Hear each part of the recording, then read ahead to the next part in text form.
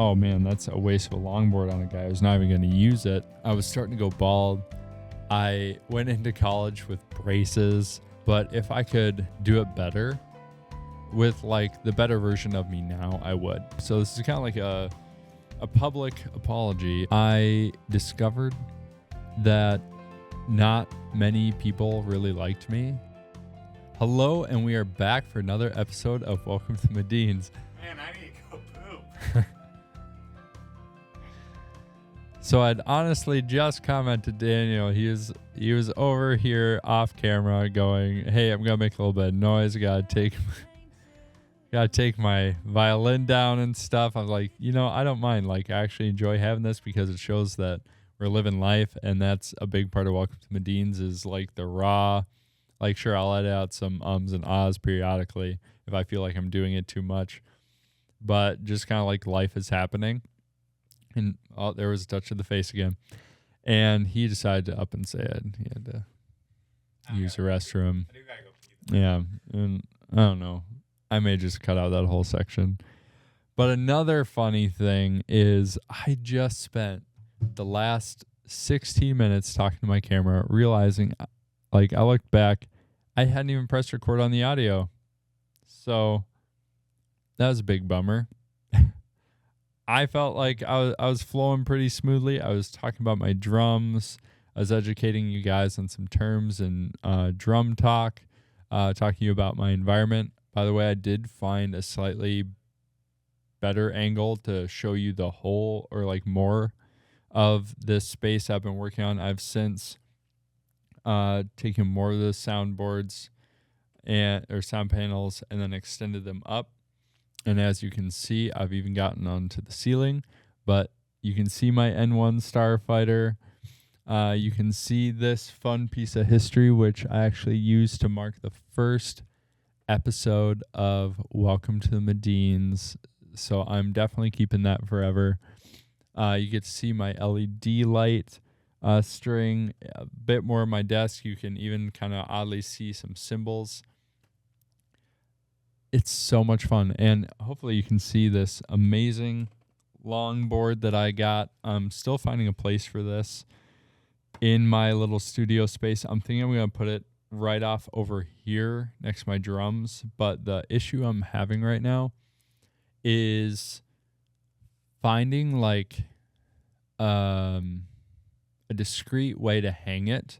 So it almost looks like it's floating there, but there's not like this awful kind of interruption of space that detracts from the beauty of my friend Austin out of North Aurora, Illinois, his longboard company Echo. He was trying to clear his inventory for some different things, and he contacted me. He goes, "Hey Sean, would you be interested in another board if I knock some of the dollar amount off on it?" And I said, absolutely. So I bought this beauty. Another fun aspect of this is I don't actually longboard. So someone's probably going, "Oh man, that's a waste of a longboard on a guy who's not even going to use it." It is a beautiful work of art, and that I can definitely admire. The handiwork to make this board was top notch. My friend Austin did some great work. Met him while we were on the Extreme Tour the first year we went, and connected with him really well. I bought another one of his boards. It was a penny board. Oh, that thing was beautiful. I love that thing so much, but I gave it away to one of my youth students who's going through a tough time in their life and felt like they really need that pick-me-up. So I gave that to them because they were going to ride a lot more than I ever would. I'm honestly a little nervous to ride it because of balancing. I grew up out in the country, and I know there's longboards that are probably built a little bit better for like gravel roads and stuff. This thing is not. So I did not grow up longboarding or skateboarding anywhere, but it didn't keep me from just admiring like the beautiful work that these things are. And I think we can all agree it looks really good. I'll spare you all the other stuff that I was talking about in the 60 minutes y'all missed. That will sadly never be up because I don't have any audio for it. But one thing that the main thing I want to talk about today anyway, might take a little bit more time than I thought it would have initially, is do you guys ever look back at moments in your life, maybe periods of time in your life where you're like, if I could go back and do that different, and not that I wouldn't stop it from happening, but if I could do it better with like the better version of me now, I would. And this has been on my mind for a while because the period of time I'm thinking about is college. I graduated in 2015 from St. John's University. Love the school, go Johnnies. But during my period of time there, I was definitely not the best version of myself. And I'll dig into that here. But what kind of got me thinking on it a while back was actually my wife and I were talking about how we wish we had more friends to hang out with. Now, I'm really close with my family, as you all know, hence welcome to the Medins. So they take up a lot of the space of like friendships and those close relationships you want to have. But I also believe it's good to have friends outside of your family as well. There's different ideas, there's different life experiences that people grew up in that can kind of help soften you up and teach you different things that you didn't necessarily grow up in. Well, my understanding was a lot of those relationships and a lot of that gets built in college, like the sort of friends you make for a lifetime. And my parents have those sorts of friends, and we just got to see a bunch of them at Deborah and Ethan's wedding, and they have become our friends. Now it's kind of funny. They tell me that I should not call them Mr. and Mrs., but I could just call them by their first names, but that still doesn't feel necessarily right because I grew up saying Mr. and Mrs. And so now, years later, after having this habit of hello, Mr., hello, Mrs., insert last name here, I don't feel like I can not say Mr. and Mrs. because I feel like I'm somehow, even though I'm not, I'm somehow being disrespectful. And so just whole nother rabbit trail I don't need to go down right now. Anyway, my parents have friends for life that have meant a lot to them that they've kept up with. They have challenged each other in life and helped each other in different ways. And I left college not with like the super closest of friendships. Like there's plenty of people I know and I would say they are friends, but we aren't like really close. And there's a lot of people I'm acquaintances with that I would have liked to have become closer friends with. But during that period of time in my life, I admittedly came into college very pridefully and very arrogantly, thinking I imagine most people around that age think that they know a lot. But on top of that, I was very admittedly very judgmental. Like I'd grown up in a very rule-oriented home, and they're all really good rules, but that kind of trained my mind in like there's a right way to think and there's a wrong way to think. I need to make sure I'm thinking the right way, not the wrong way. And anyone else who at that time kind of thought differently they're probably wrong. And so coming into college, but then some other funny aspects of it, I was also like 136 pounds. I was starting to go bald. I went into college with braces, and I was having to wear my glasses a lot. So being scrawny, balding, braces, wearing glasses, at least for like how I'm built, I'm very thin. I'm not necessarily what you'd call like a hot guy. I like to think I'm more like the rugged Harrison Ford, Humphrey Bogart type. Like they weren't necessarily considered hot, but they were considered like rugged, good looking, outdoorsy guys. I always kind of consider myself more along that vein of appearance. And that kicked in a lot when I graduated college. I graduated at 170. And all that additional weight, fun fact, was not the freshman however many, it was muscle. And I discovered if I fully shaved my head, I look really good. And if I grew this goatee, like, here was my look. I finally came to my look, but it was at the end of my college career.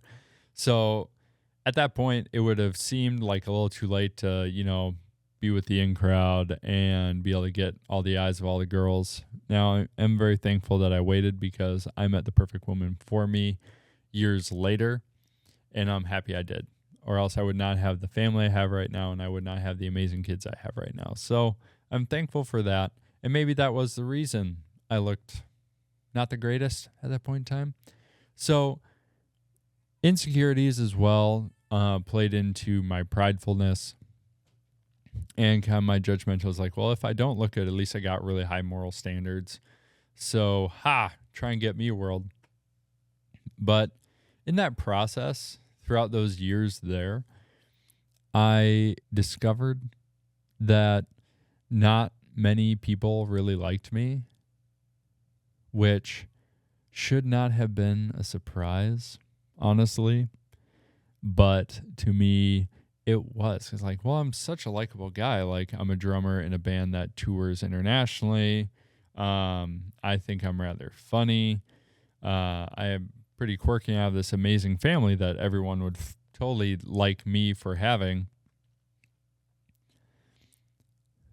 So it's kind of odd to me. And at the point, like I said, I was dealing with a lot of insecurities and a lot of things, both physically as well as like mentally and emotionally, that kind of played into me not being the most approachable. And for those who are daring enough to approach me, I really respect you for that and thank you. You help keep me going. Like my friend Ochi Bayanjargle. Wonderful, amazing guy. I wish I got to spend more time with him, but after we graduated, he went off to go get his master's, and then I just stayed here in Minnesota and started working. But he helped me out a lot. So I feel like there's a lot of people I need to apologize to for how I acted and how I behaved during my period of time at St. John's. Students and people who, like, we became friends on Facebook that I see, and they're having awesome lives. So I'm really happy for you all. It's really fun getting to watch you guys have your own families and move forward in your careers. That is honestly just so much fun. I'm not super close with you. Again, that is like my fault because I was not the most likable guy at the time.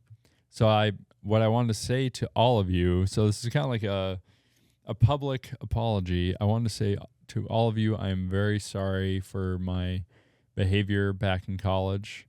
Any all aspects of my behavior that kind of put you off from wanting to become friends with me. I'm really sorry for that. I would love to get to connect with you now, especially since I have matured a ton in marriage and in parenting. A lot of you have experienced that once you get married, it kind of forces you to need to mature and change in a lot of different ways, causes you to have to be more humble. And then for those of you who are married and have kids, you discover that to like the nth degree because it's not just you and your wife, but now it's you and these beautiful humans you got to help take care of.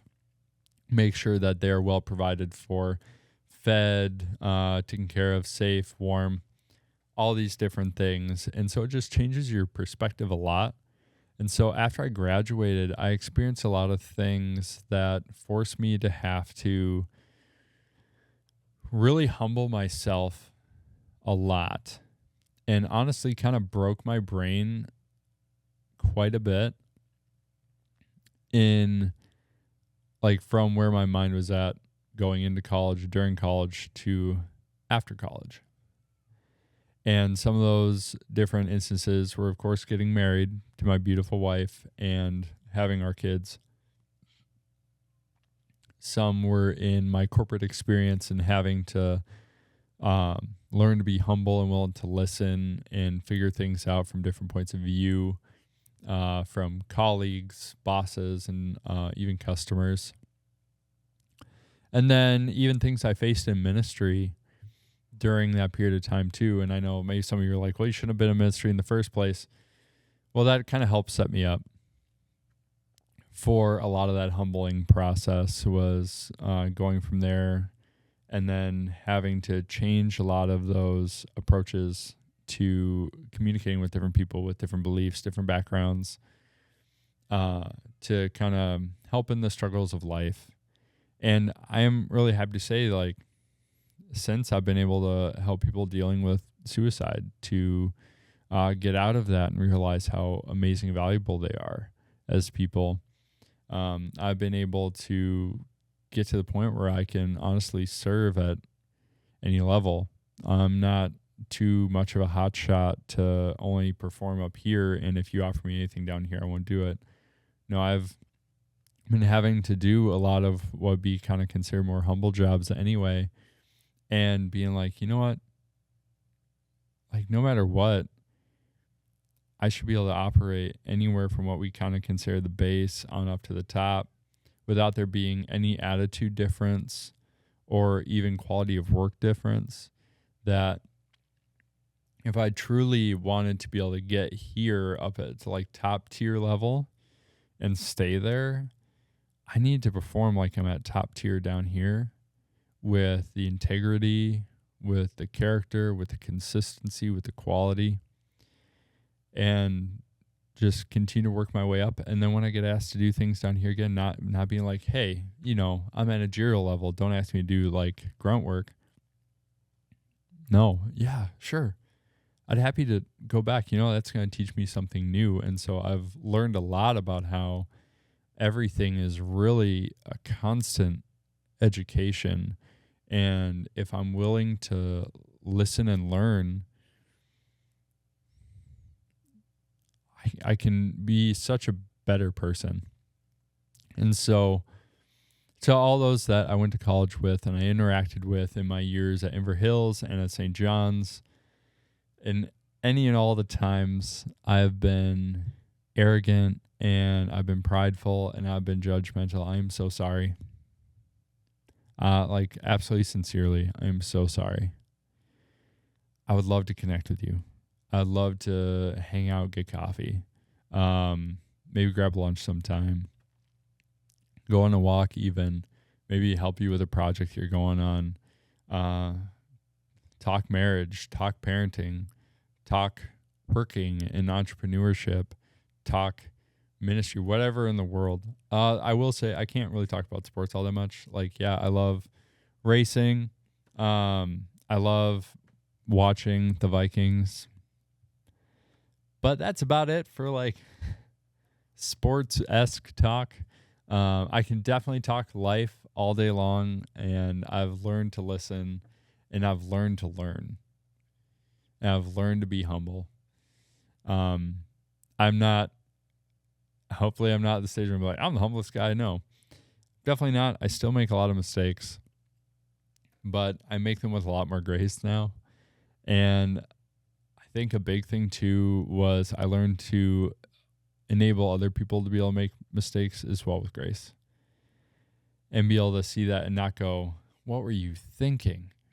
Like, it was so obvious. Like, if you did this, be like, I'm so sorry, dude. Is there anything I can do to help? Like, hey, I see this. Could we try that? Or, is there something you needed in executing kind of the way that you thought it had to be done that I could kind of contribute to help get enough of that energy going, enough of the whatever resource it is to accomplish the task you're looking to succeed in? That's where I'm at now. And a big part of that, I think, is actually due to the fact that over a year and a half ago, I left the corporate world to pursue kind of a more entrepreneurial route. After and a lot of you know, I'm a Christian guy. I have become so much better at expressing and showing who Christ really is and who God really is. That's not judgment. It's not all judgment and fire and flames. It is love, it is grace, it is peace, and it is joy. And yes, he disciplines, and I can tell you plenty of stories where he's disciplined me when I've made mistakes. But I can tell you even more stories when he's given me grace for the fact that I've made mistakes. But I've learned a lot of that in being back down at the bottom again. I mean, what a lot of people kind of consider the bottom.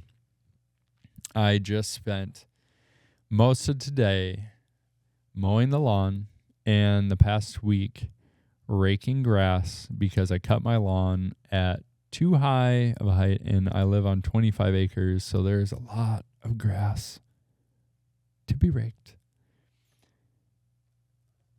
And like doing that and helping with chickens, moving and hauling wood, fixing a driveway,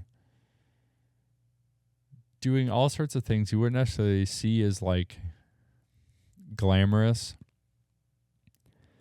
and like doing small little jobs here and there that aren't necessarily like the big buck paying ones, but like small things that have taught me so much about humility and getting to this place to even be able to apologize in kind of a public forum of like YouTube. So here we are. I want to connect with you guys, my Johnny Benny friends, like reconnect again, kind of build new friendships from the beginning if you'd be willing to give me a chance to be able to start over and be able to kind of go through life with you. We have the common experience of being Johnnies and Bennies. We have the common experience of the fact that we were more or less at the same school, St. John's, St. Ben's. A lot of you I know, and I would love to hear from you. I know that there's one guy that I really appreciated who did make a huge impact on me. His name is Mike. Thank you for being a great example of a leader when I was at St. John's. Really appreciate that a ton. That has continued to be kind of one of those like core memories of like, you know, he was a humble guy who was willing to like learn people's names and say hello to a complete stranger in the hallway. So thank you for that. Really appreciate that a ton. That has been a pick me up in many different occasions. But for my Johnny and Benny friends, for anyone else, Tommy's even, if you'd like to keep up on what we're doing, please hit that subscribe button, the little bell, so you get notified every time a new episode of Welcome to Medins comes out. The new episodes on Spotify come out on Thursdays, and then the episodes on YouTube come out on Fridays. Then you just see our shorts all throughout the week and our reels, so you can just kind of see what daily life is like, as well as kind of see what's up and coming in the next week's episodes. I've been a little off in those recently, but I'm getting back into kind of that good practice routine. You can see more of what I get to do with this space, but go follow us on Instagram and like us on Facebook. I also want to give a huge shout out to my friend Tom Glover at the Old Art House. He does amazing work. You can go into his website at www.theoldarthouse.com and see a lot of his new work that's been coming up in this new year of Formula One, as well as last year's. He's got some other fun things he's working up right now. So if you go follow him at Instagram at theoldarthouse.com, you can see what he's up to as well there. To get updates on new paintings he's got coming out, new projects, go over there and at least go buy one of his prints. He's got multiple different sizes that you can get. Or if you got a little bit of extra cash, you can actually buy one of the originals. So go on, check him out, buy yourself a work of art. I know I got a couple more coming. I'm going to hang up over here again of the McLaren Formula One team. Love those guys. But I look forward to seeing you next time on Welcome to the Medins.